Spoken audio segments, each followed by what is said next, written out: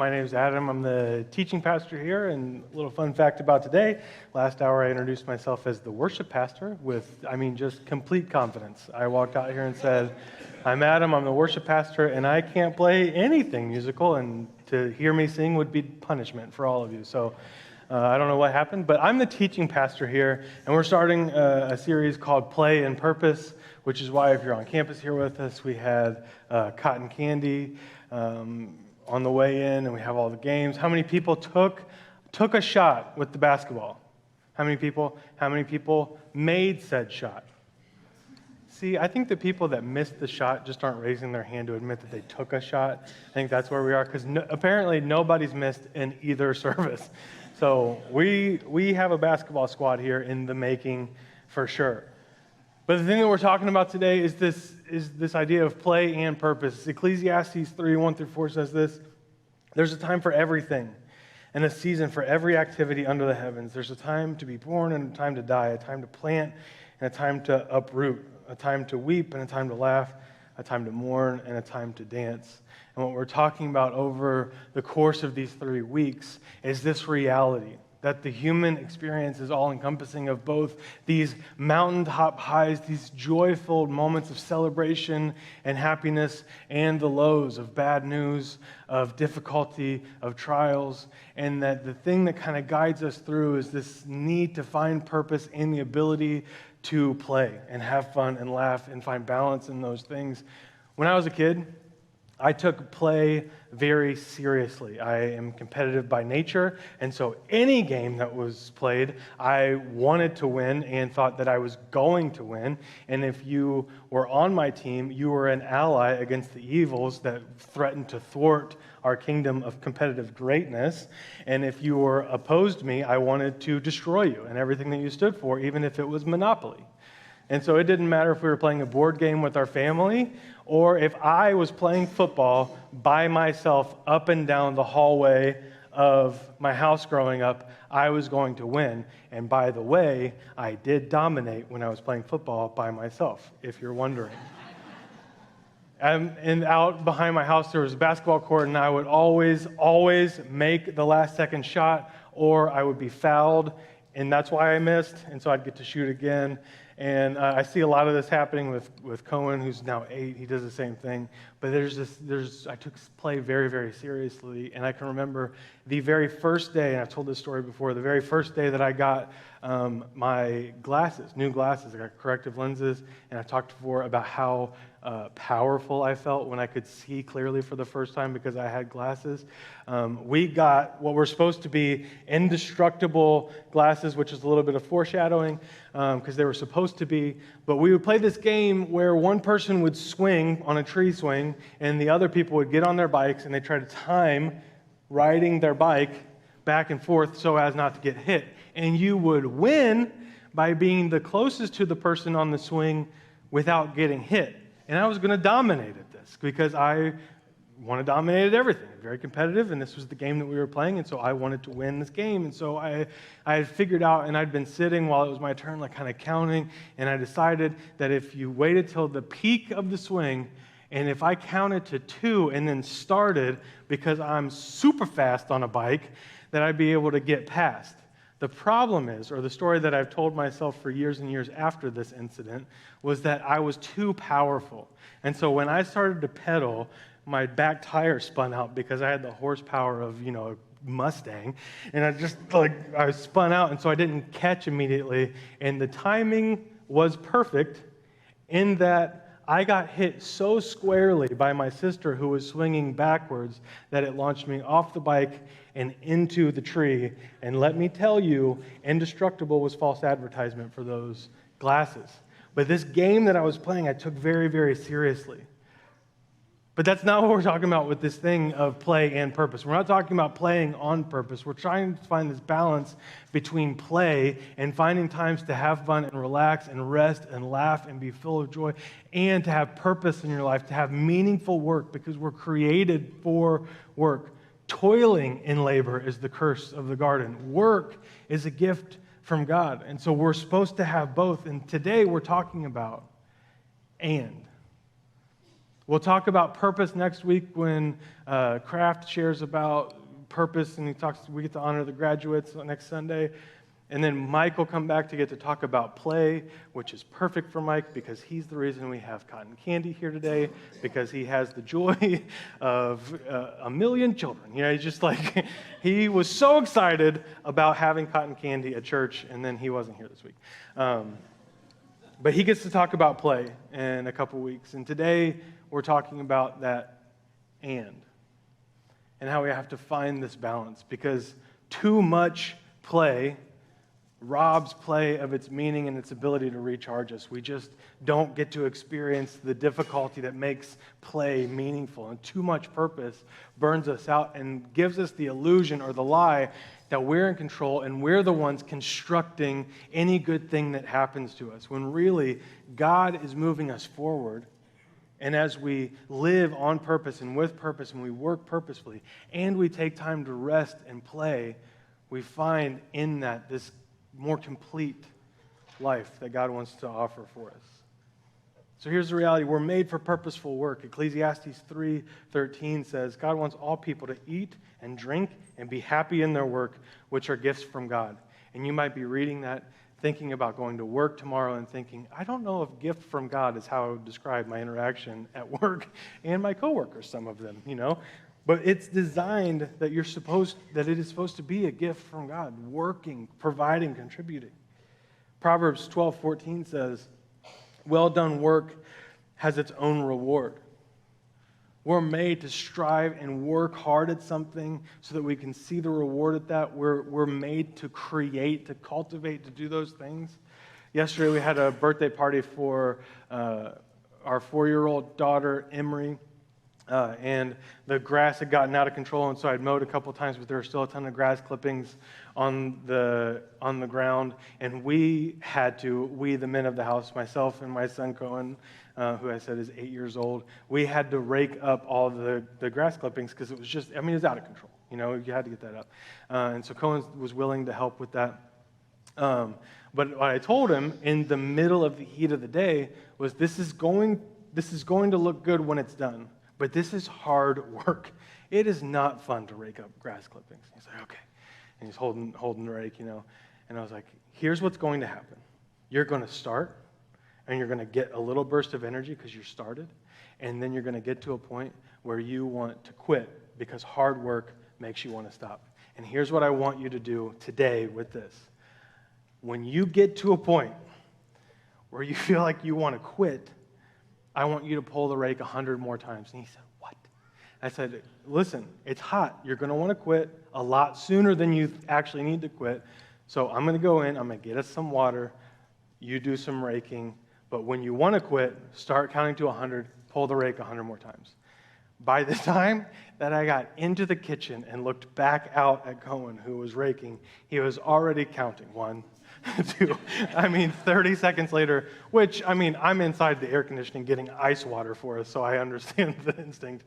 But afterwards, it looked better, and the hard work was worth it, and we had a better time outside because of that hard work, and it was rewarding in that sense. But hard work, if that's all you do, you lose a sense of balance, and like I said, you start to construct around you this belief that my efforts are what's holding my life together, when really our work and our efforts are supposed to be part of our worship. We're supposed to go out and cultivate and create and contribute into the world because we are created in the image of a creative God. And so when we work and when we contribute and when we create and when we have interactions at work, we're on mission and worshiping there. But if that's all we do, we lose sight of that balance.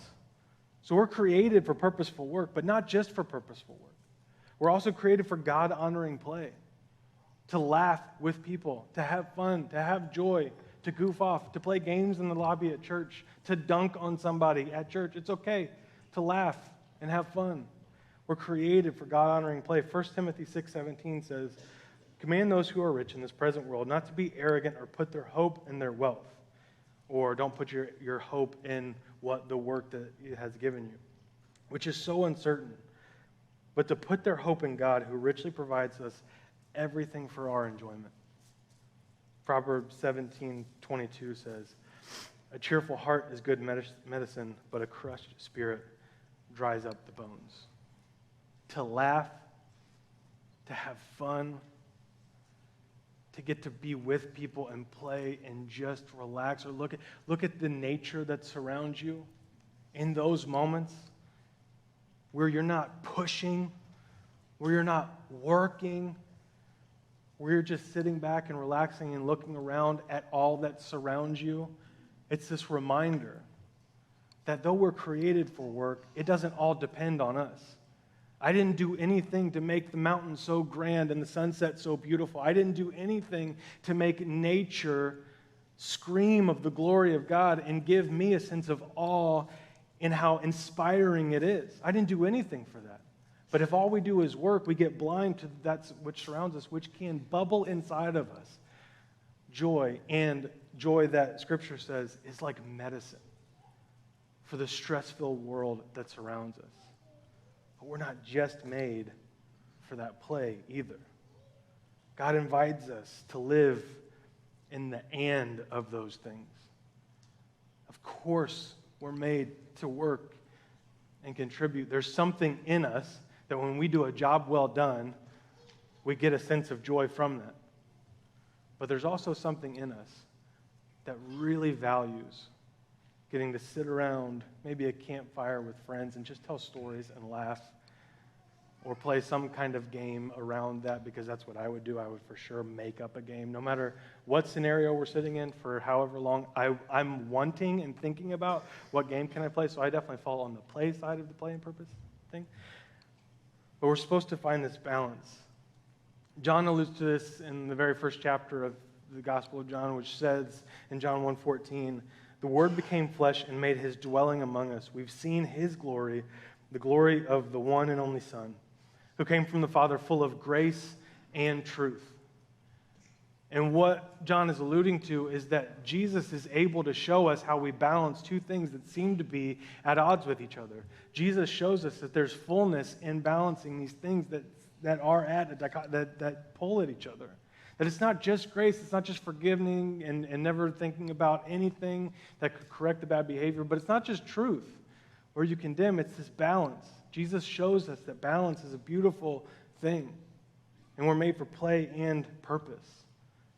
In Luke 10, there's a famous passage. Luke 10:25 says, "On one occasion, an expert of the law stood up to test Jesus. 'Teacher,' he asked, 'what must I do to inherit eternal life?'" Which is an age-old question. What do I need to do for my life to make it matter into eternity? To make it matter forever? And Jesus goes on to answer in Luke 10:27, "Love the Lord your God with all your heart, with all your soul, and with all your strength, and with all your mind. And love your neighbor as yourself." Give your life to worshiping God and serve and live at peace with those around you. Love your neighbor as yourself. And then he added this in Luke 10:28. "Do this and you will live." The corollary assumption there is that there's a way to live life without really being alive. To go through your time on earth just wasting the time that you have. Do this and you will live. Make your life about worshiping God and serving others, and let that eternal pull move you forward in everything that you're doing. If you do that, you'll live. Your time here will amount to something. You'll really have color in your life, and you'll be able to see clearly what God is doing in the work that he's doing around you. John 10:10 goes on to add to this idea. The thief comes only to steal, kill, and destroy. That there's an enemy that wants you to waste your time here on earth, to just spin like a hamster in a wheel, only to steal, kill, and destroy. I've come that you might have life and have it to the full. Which means, again, that you can have life and you can have a less than version of it if you live for something outside of what you were created and designed for. And we were created and designed to live creative, contributing, joy-filled lives as kingdom ambassadors for our Father in heaven. We're created for that crystal clear, eternal pull of our Father in heaven to help people understand the life that Jesus has for each of us. And we won't be distracted by anything that pulls us off that mission. But in everything we do, yes, even going to work on Monday, that's going to be in line with that eternal pull. And we're going to have joy that surrounds that. The thief comes only to steal, kill, and destroy, but I've come that you may have life and have it to the full. I don't know if you've ever gone from watching a movie on your phone to watching it on a big 4K TV and the difference in what you can see when you're able to do that. I remember when we first got a 4K TV because we got it on sale. It's awesome. But I wanted to wait to watch something in 4K, in proper 4K, until it was nighttime and I could experience it in its full glory, because I wanted to see with the best clarity what the full glory of that picture was going to be. And let me tell you, that Marvel movies on 4K, it is just different, you know? And then there's 8K and 16K and 29,000K, which somebody came up to me afterwards and said, Adam, anything past, and I don't remember the number, because I think that they missed the point of the message, but they said anything past a certain resolution is imperceptible to the human eye. And I said, I don't care. I want all those Ks, you know? But God offers us life that you see in full clarity. But we could get trapped into living less than if we don't line our lives up with what God has for us. Ecclesiastes 10:15 gives us a warning, and a warning that I fell into during the pandemic. I remember during the stay-at-home orders, we were all working from home, and there was one night at around 11:15 that I silently got up from the couch because I remembered that I needed to do something, and I needed to go down and I needed to change something on the website. I don't know if you know the analytics of exploremcc.org, but there's not a lot of traffic on it at 11:30 at night. But I felt like I should go down and I should change something because something was not quite right. I don't remember exactly what it was. Clearly it was super important. But I went downstairs and I worked for 10 or 15 minutes, and then I came back upstairs, and Emily said to me, "Are you done working for today now?" And I said, "Yeah, but I wasn't really working right then. I mean, just went down and did something. I wasn't working."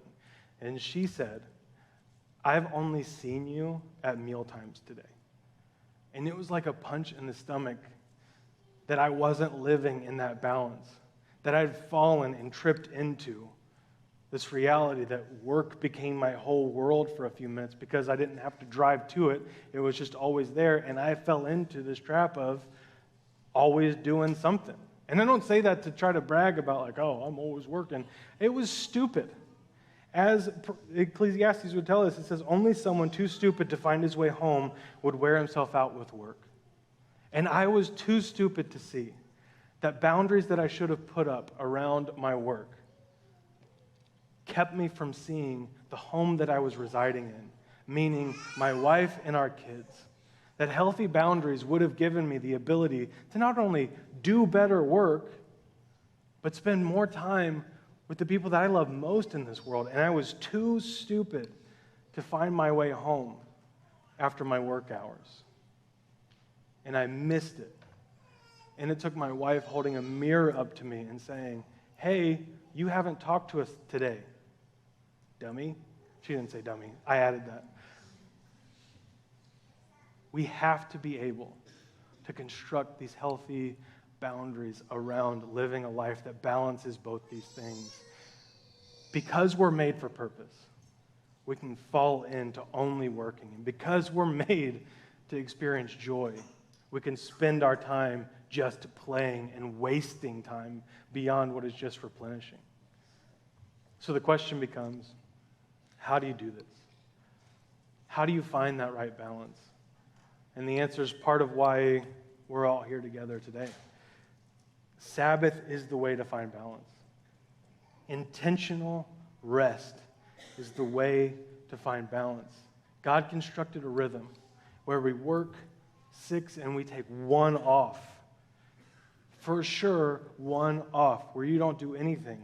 Deuteronomy 5:12 through 15 says this: "Observe the Sabbath day by keeping it holy. As the Lord your God has commanded you, 6 days you shall labor and do all your work, but the seventh day is a Sabbath day to the Lord your God.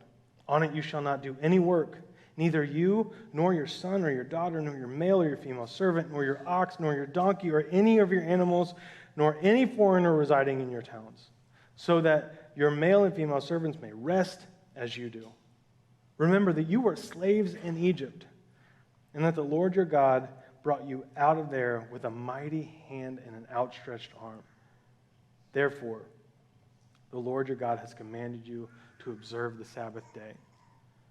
And a lot of people make that Sunday, but what it's really saying here is don't go past working 6. Take one day off where you rest and unplug, and you're not causing yourself to just be exhausted and burn out. Take that time. And it does a couple things. God created us, one, with a built-in need to rest and remember.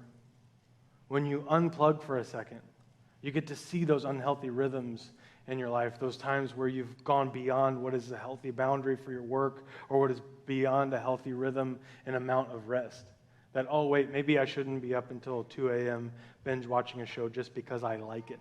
That's making me a worse father in the morning because I'm pretty sleepy when my kids wake up at 6:30 or 7, and I'm just grumpy because I was up watching, is it Cake or Not? What's it called? Anyways.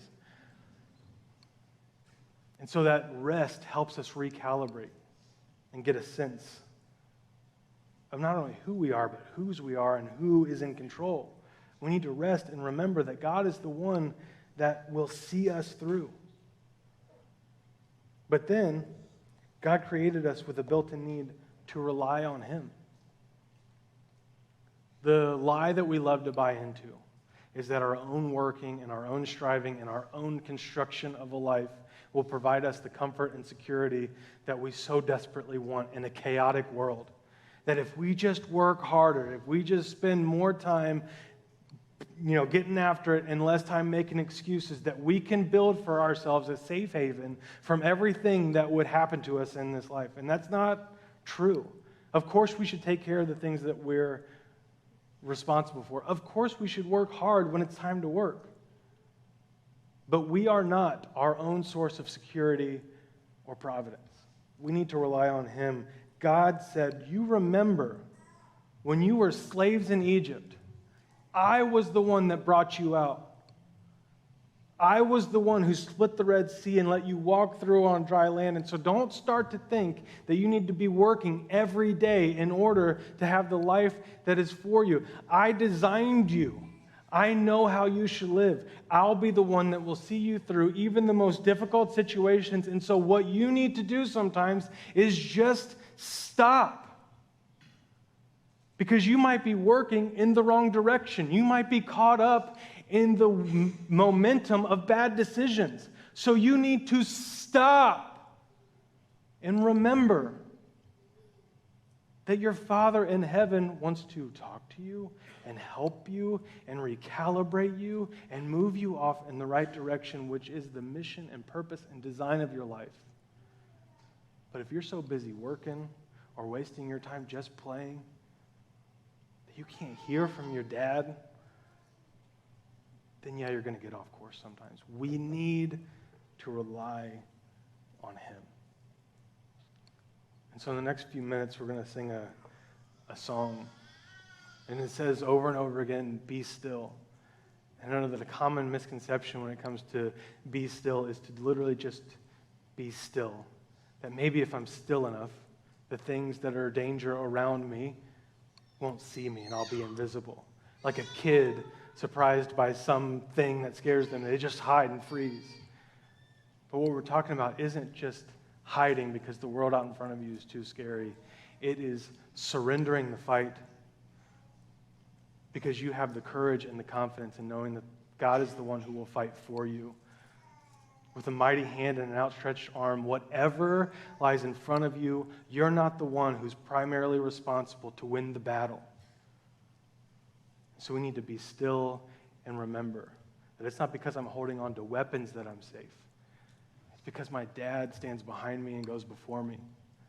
It's because my Father in heaven will see me through anything, no matter how difficult the decision, no matter how tragic the situation, you aren't the one who's primarily responsible for the battle.